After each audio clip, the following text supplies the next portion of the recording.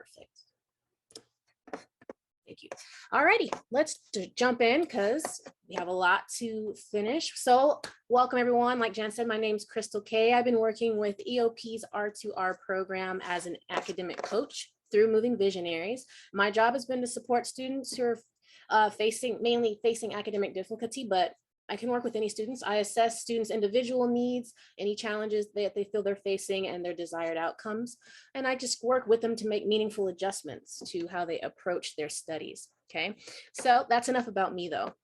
We have a nice sized group here today. I think there's enough time for folks to get introduced. So it's nice to meet each of you, and thank you for taking the time to attend today's workshop. I know it's a rough part of the semester right before finals. So to start us off, I want to give you 3 minutes to actually copy this document that I am putting in the chat. It'll already prompt you to copy it, so no need to worry about that. So just make the copy. And while you're doing that, we're only going to respond to activity 1. And what I'm asking you in that part is, what kinds of general study techniques do you use? Mainly ones that go beyond reviewing lecture notes and completing assignments. So I'm talking more about just pure study strategies. And then from there, how well would you say that your study methods have served your learning throughout your time at Cal? Or where do you feel that you could use some improvement? All right, and you don't have to, you could be as candid as you want. No one's going to read your responses. This is for you to reflect. Okay, that is time. Camila, you can continue working on those if you want. I'm just going to move us along so we can continue with the conversation, but no worries, you're fine. So welcome back, folks. Hopefully you had a chance to reflect on your current practices and where you're at in your studies. Did anyone want to, I know we got a shy group today, did anyone want to either unmute or throw in the chat what some of the responses they had to maybe what their techniques are or how well they think they're serving them? I'll give you a few seconds.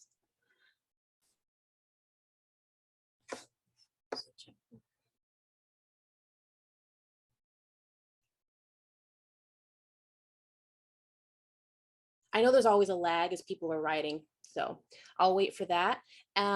So thank you for kind of taking the time to reflect. I've had each of you consider how you approach your studying. So I do ask you to keep your responses in mind, because a lot of the questions that you see on that worksheet, they're going to be kind of leaning on one another. So keep those responses written down somewhere and keep the worksheet out, okay?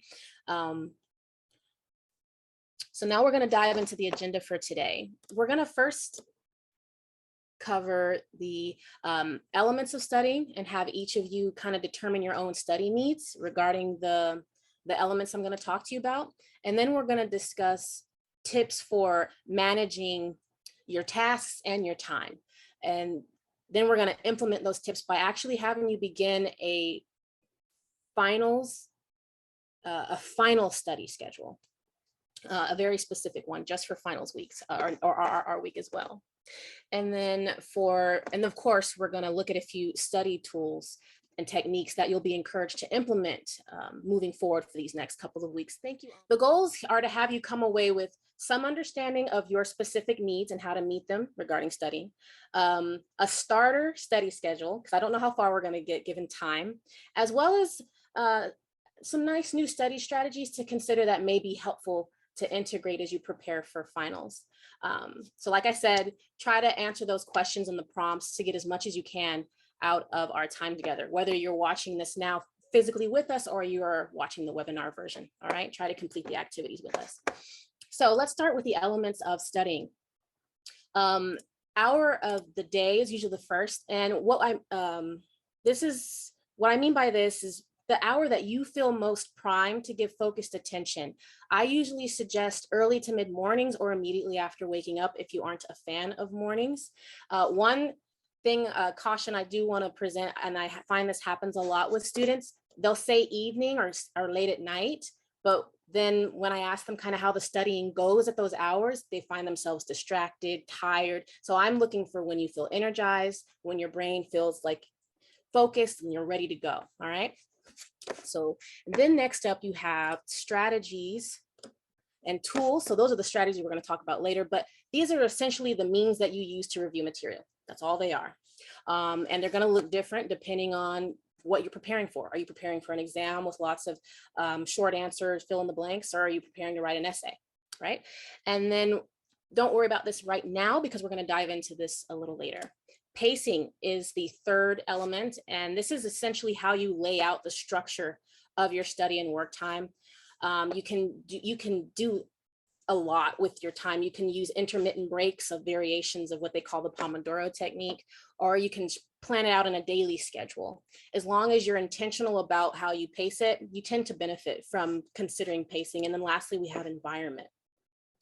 Now, of course, this is where your studying takes place. This is an underrated, this has an underrated influence on both your ability to focus and your ability to stay motivated. So considering aspects such as noise levels, physical comfort, potential for disruption, these are things I advise folks to take into consideration when they're looking at, well, where am I going to study? What is my environment going to be like? Okay. And so we've covered the elements of studying. I'm going to pause here, and we're actually going to look at, thank you, Jan. We're actually going to look at activity number 2. So I'm going to have each of you take about 3 to 5 minutes, depending on how much you need, to individually examine your needs. So if you go to activity 2 on your sheet, it's going to say, you know, the hours that you feel most energized. And so that's consider what I mentioned earlier, right? About when do you actually feel awake and ready to engage? And then any current study tools, you can lean on the first activity to look at this. And maybe there's something you've been wanting to try, but you haven't gotten around to it yet. Maybe list that there as well. And then the third is of any pacing preferences you have. I have a couple of examples in parentheses. And then the fourth question is where you typically study, what you like about it, but if it can be improved at all, right? And how you might go about that. I do want to give folks the chance to ask questions. Please do so in the chat. I'm going to start off giving us 3 minutes. Okay. So 3 minutes starting now. Go ahead with activity 2 only. Okay. Okay. That is time. So as with the last one, hold on to your responses because we're going to lean on them to develop the schedule that we're going to make and when you choose your study techniques. But for now, we're going to dive into the 2 main parts of our conversation today. And those are the 2 impactful mapping tools that you're going to use to prepare for finals. That's task and time management and the study strategies themselves. So for task and time management, we're going to start there. So your secret weapon this final season will definitely be how you go about managing your time. And you can do so in a lot of ways, but today we're just going to focus on these 4: cutoff times, blocking, so blocking studied hours, and then reward systems and task breakdown. And I'm going to briefly kind of describe, feel free to take down basic notes if you want to remember, but I'll start with cutoff times. This may sound surprising or counterintuitive. However, it is advisable that before you go about creating a study schedule, that you determine how much downtime you want or when your cutoff times for studying might be, meaning the point at which no more studying will be done that day. It's important to establish that for yourself. This makes it easier to determine when your studying is going to take place and has the added bonus of kind of being like a reward or a motivator for kind of sticking to your schedule. The reason that I'm encouraging folks to set aside this time is because it'll remove the vagueness that I've seen a lot of students have around having all day to study, especially during RRR week, which is technically true for some of you, but in my experience and observations, when folks feel that they have a lot of time or all day, their focus and their engagement tends to be a little less optimal. So considering when you plan to stop studying allows you to strategically map out a study schedule that is most advantageous and effective without eating up your whole day. That's one big pro here.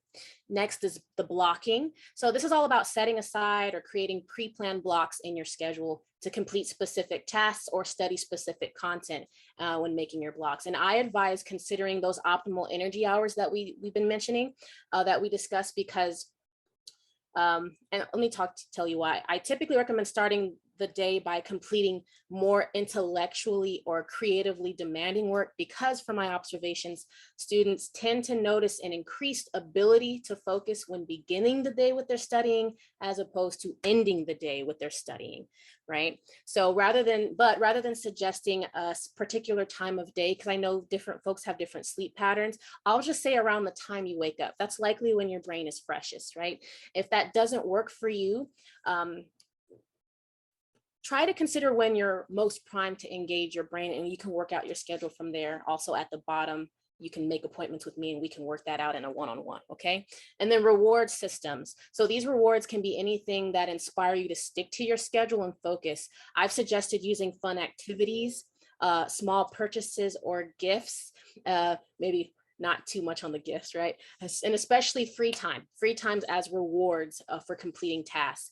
And I have noted that free time and cutoff times in particular have proven to be powerful motivators for those dealing with procrastination, mainly because what feels like earned downtime doesn't inspire the same feelings of guilt and shame that procrastination often can. And it may even have the opposite effect of boosting how you feel because you were productive and you still got some free time that day. And then lastly, we have task breakdown. And you can think of this as just taking a larger assignment and breaking it down into a series of mini milestones. This strategy enables you to make steady, achievable strides towards completing an important assignment without feeling overwhelmed. It's also a great tool for getting around procrastination. So that was a nice quick crash course on the task and time management tools that I wanted to give you. We've reviewed them. So I kind of want to give you a chance to put it into practice. So let's first look at a sample, because I want you to practice this. You're going to have to know what you're doing, right? So the three here, the first three, cutoff times, the work blocks and reward systems, those are kind of weaved together. They're working together to make your schedule. So when you look at your own study blocks, I have a very basic example here, but it kind of gives you an idea. So this fictional student has a review session in the morning, right? This is RRR week, right? And then they take a nice break and then they give themselves a 4-hour work block.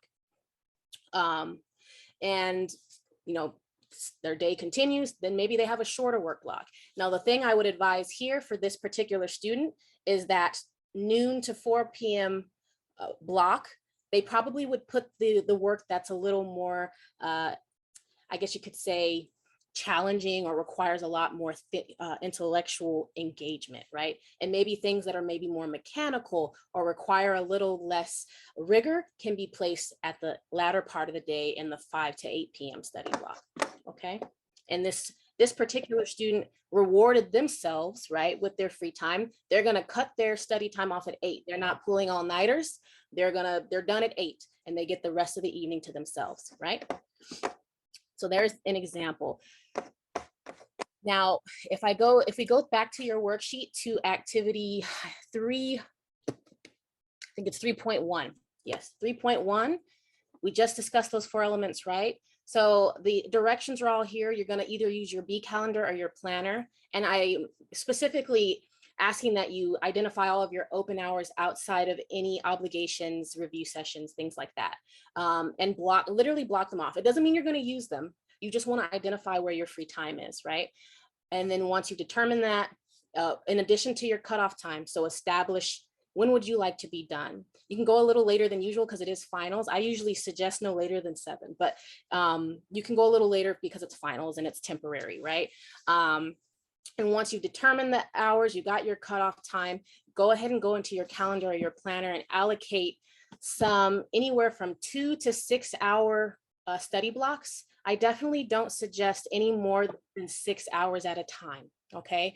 6 hours is then that's a lot, right? So definitely no more than 6 hours at a time. They could be anywhere from 2 to 6. It's up to you and up to your discretion. It says throughout the week here, but you can just do it for a day just to get a sense if you don't have enough. There it goes. I'll go ahead for the sake of time and move us along. Remember, this worksheet is yours to keep, and the slides are linked at the top. There's just not a lot of detail, but the slides are linked at the top. So if you want to continue this like Alma's going to do, feel free. So, okay.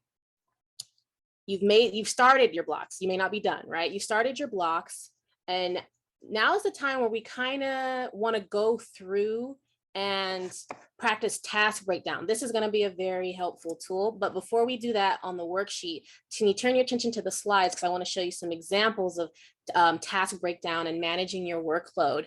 I have a couple examples here, and you're going to see them on the sheet as well, but I want to talk you through them.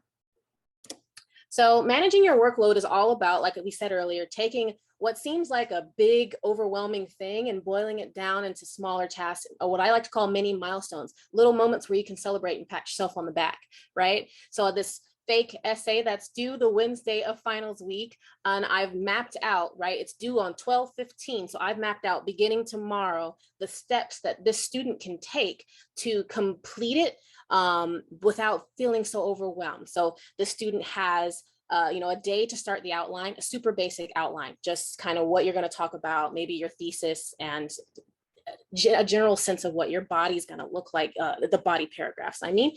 And then from 12/3 to 12/5, so those 2 days, is a more detailed outline. So for this one, if it's a research paper, maybe I'm going to start bringing in some of the sources that I found. Maybe I'm going to pick my topic sentences or the argument that I'm going to make, and get more specific. Maybe I'm going to start writing full sentences in the detailed outline. The way I differentiate an outline from a detailed outline is, put it this way: your detailed outline is one step away from a full draft. It's your way of keeping track of the logical flow of your ideas. And it's also a great thing to take to a GSI where it's not too overwhelming, because it's just an outline. It's not like a 10-page draft, but it has the core of your ideas and it has the flow of your ideas, right? So that's the detailed outline. There's also, I always suggest getting feedback through your study process to make sure that not only you're studying, but you're studying the things correctly and you're understanding them fully. So in here, I infused for this student on 12/6 to go into their GSI and show them their detailed outline, right?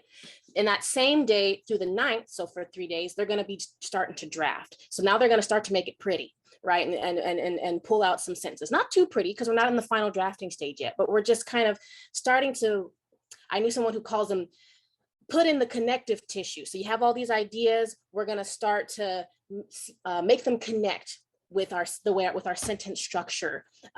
So that's how I like to differentiate that. Then you're giving yourself to do some polishing between the 10th and the 15th when it's actually due, right? But I know not everybody has an assignment due, they just have to study something. So here's an example of how to break down a study, studying for a specific subject, right? So again, same date, they're just going to take an exam on the 15th. So for this example, maybe they're gonna review the syllabus, and if that doesn't make sense to you, please meet with me. I can real support y'all around the syllabus blueprinting and using it as a study tool, right? But they're going to review the syllabus and pick out maybe the modules, the main themes from the weeks, maybe even the learning objectives that are usually bullet pointed or put in a paragraph somewhere in your syllabus. And maybe I'm going to start to make my own study guide for, I'm just inventing modules. I have no idea how many modules are in this fake class, but so modules 1 through 3, right? I'm going to make a study guide for that. The next day, maybe I'm going to make the rest of the modules I'll make a study guide for the remaining modules in addition to reviewing my class notes, because I want to be prepared for the review session that's on the 6th and have some questions, right? So really mapping out key moments in your process so that you can be ready for them and take advantage of them, right? And then from there, you just continue. Maybe for the last few days, you're going to continue reviewing notes and your study guide. But also maybe I'm going to infuse some practice questions. I'm going to start trying to write practice essays or practice short answer questions. And then maybe I'll look at flashcards as well to help me with my recall. Okay. So, and I want to say, I know this looks like a lot, but even if you stick to a task breakdown, 70%, 60%, 50%, it's still going to put you in a better position than if you hadn't done any mapping at all, than if you just kind of walked into a study situation with no sense of kind of where you were going. This way, when you break down tasks and you incorporate the tasks into your schedule, you know exactly what you're doing and you have a goal for that day and it's reachable, right? So don't worry so much about the perfectionism. If you don't stick to it, it won't fall apart, but try to stick to your task breakdown as best you can. I don't always stick to my task breakdowns, but I'll tell you what, when I even stick to them, I'm in a better position than if I hadn't done it at all. All right. So if I want to express anything to you, it's that. And with that, we're going to look at activity 3.2. If you have a prompt that you can bring up on your screen, or that's printed up in front of you, an essay prompt, anything, a problem set, or you don't have anything due, you just have a class to study, I'm going to give you about 5 minutes to start brainstorming. Well, how can I break down my study needs or my assignment into smaller tasks, into many milestones? Okay, looks like we're doing well on time. That's perfect. So, all right, here's where we're at, folks. We've covered the elements of studying, right? We've covered task and time management. You've kind of got a sense of what blocking feels like, how it might work for you. It might be some trial and error, folks. So what you have now may look different when you decide to do it again at another time, and that's fine, right? But you've got that going. Now we're going to review some study strategies, and strategies are plentiful, folks. And it's for that reason that I can't possibly cover all of them, but I can present a few to you. So I'd say we can put them roughly into 3 categories. There we go. Memorization, concept dissection, and practice. Now, of course, there's going to be some overlap here. I said roughly, but this is kind of how we can approach them. So let's review some examples for each before we kind of move into having you all play with strategies. So flashcards, these are great for exams that require heavy memorization, especially around vocabulary, formulas, specific dates, any work that requires recall of specific information, right? The only thing I suggest with flashcards is sometimes when people study them, they tend to study them in the same order and they remember the order and not so much the answer. So shuffle them every time you use them is a suggestion I have for that. Visual imagery and drawing. So this could be an image that maybe cues something, cues a memory, maybe some sort of visual metaphor, let's say. I don't have it on me, but like Little Rock, Arkansas, if I want to remember the capital of Arkansas, I'm going to put an arc on a saw that looks like on a rock that looks like a seesaw, Little Rock, Arkansas. So stuff like that is what I mean. But you can also, you don't have to draw, actually, if you don't want to. You can maybe screenshot or print images offline and use them as tools to label. So maybe if you have to remember parts of a cell, for example, or parts of an engine, I don't know, then you can print out a detailed picture of either of those things. You can also Google unlabeled, because sometimes they'll label them for you, and use that to practice your own recall. And then we have metaphors and storytelling. I think this is particularly great for social science courses, to use stories, examples that highlight and explain specific concepts. And there's another one related to that on the, I think it's if not the next slide, the last one, I'll tie that there. And then mnemonic devices. These are very popular, very well known. Please excuse my dear Aunt Sally. Every good boy does fine. Those types of things. And you can create your own. Never forget that. If anyone does have any funky, cool mnemonic devices, please throw them in the chat. I'd love to see them. And then, but for the sake of time, we will go to the next one here, which is dissecting concepts. So this is one that is actually really cute. It's very basic, but I wanted you to get the sense of what I'm talking about. These are like concept maps, mind maps, where you break down maybe an overarching idea or theme into it's the parts that make it up, so that you can start to understand how these things are connected, and define them for yourselves. More complicated ones that may probably speak to you all a little more may have to do with, they don't have to look this crazy, right? But they may show relationships in a way that looks more complicated, like this. And then there's an example that I found for an organic chemistry, or I guess class. I never took organic chemistry, y'all. I don't know. But these are examples, and because of time, I can't dive into super like how you make them relate. But if you think about certain ideas and the elements, the parts that make them up, that's all this really is, but it's just a visual representation. And we can also talk about that together if you want. And then, but I wanted you to know that conceptual breakdowns don't have to be visual. They can be the forms of questions. They can be kind of explorative, usually typically why and how questions. Like the examples you see on the screen. So how did technology affect Asia and Europe's state power, similarly and differently? So things like that, they are open questions. They require you to go a little deeper to really showcase your understanding or show where some of your gaps might be. Like, oh, I don't know this part. Maybe I should read more about it, right? And then of course, practice. Teaching or tutoring. Now, this is great if you're studying with a classmate. You can quiz one another. A lot of students who like tutor like at the SLC, they love it because it just, when you tutor or teach someone else, it really kind of, I don't have the word for it, sorry, but it really gets in your brain. It sticks, it stays, and it also gives you a chance to really practice explaining to someone else. Then there's sample problems. They can be found online.